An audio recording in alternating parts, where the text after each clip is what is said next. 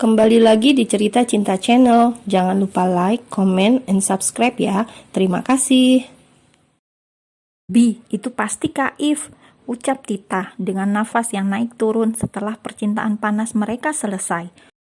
Sebenarnya sejak dari tadi Tita mendengar pintu kamarnya diketuk dari luar, tapi ia hanya diam saja, tidak berniat sama sekali untuk membukanya, karena saat itu tubuh dan pikirannya sudah dipenuhi oleh gairah. Lagi pula percuma saja Tita membuka pintu kamar tersebut kalau kuncinya saja masih disembunyikannya oleh Boy. Biar saja sayang, ucap Boy dengan posisinya yang masih berada di atas tubuh mungil Tita. Bahkan tubuh mereka masih menyatu dengan peluh yang membanjiri keduanya.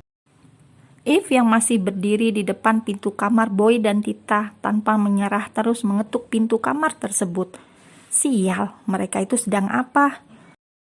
If begitu marah merasa tidak dihargai karena sejak dirinya masuk ke dalam villa dan menunggu di ruang tengah, baik Tita ataupun Boy tidak ada yang keluar dari kamar untuk menemuinya. Sit, mereka pasti sedang bercinta, gumam If dengan tangan yang terkepal erat. Ia memutuskan kembali ke ruang tengah daripada harus berdiri terus di depan pintu kamar tersebut. Aku akan menunggu kalian, terutama kau, Bi. If duduk di atas sofa dengan raut wajah yang kesal. Entah berapa lama If menunggu di ruang tengah, bahkan sampai tertidur di atas sofa.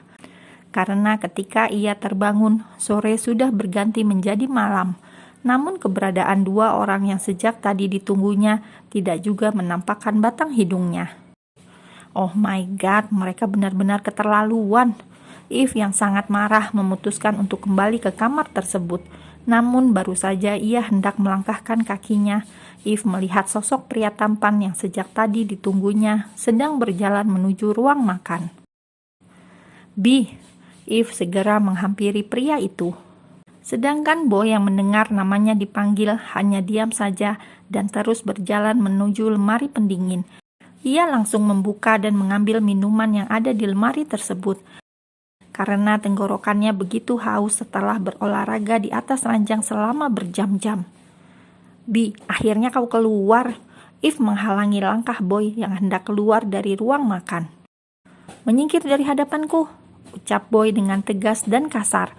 Karena saat ini hanya ada dirinya dan juga If di ruangan tersebut. Jadi ia tidak perlu berpura-pura untuk bersikap baik pada wanita itu. Bi, kenapa kau marah dan menghindar dariku? Apa karena kejadian malam itu? Tanya If.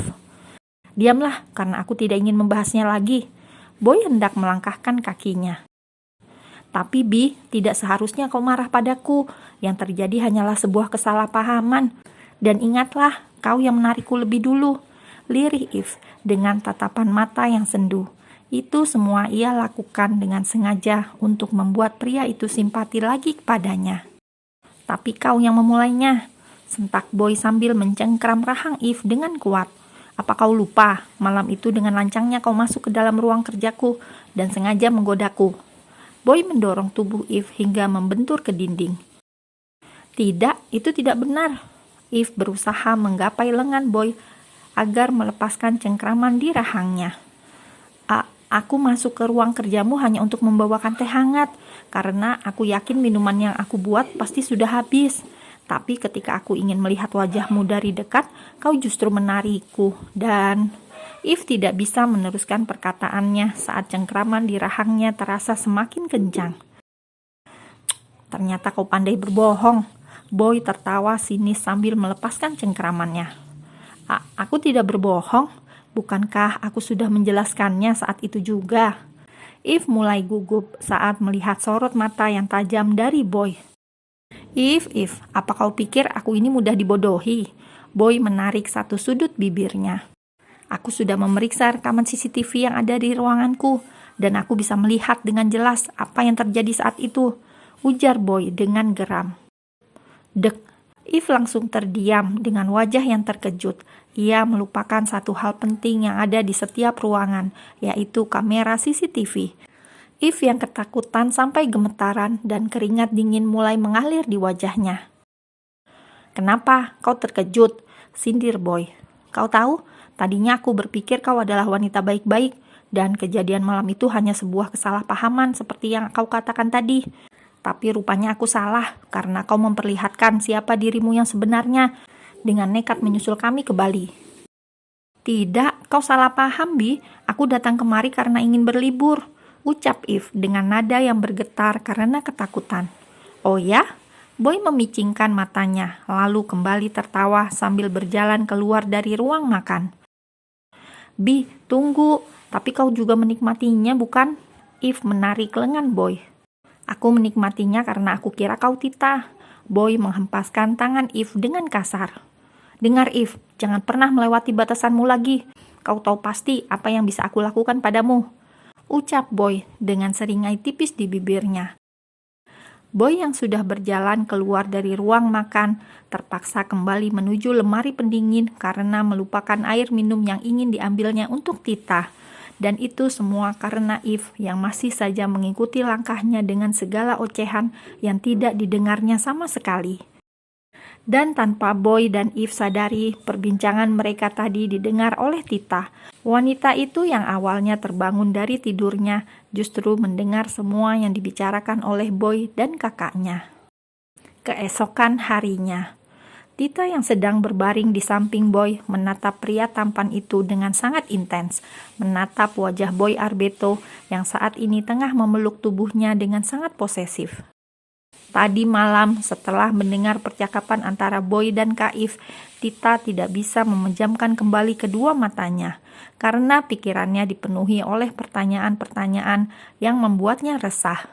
Seperti ada hubungan apa di antara Kak Eve dengan Boy?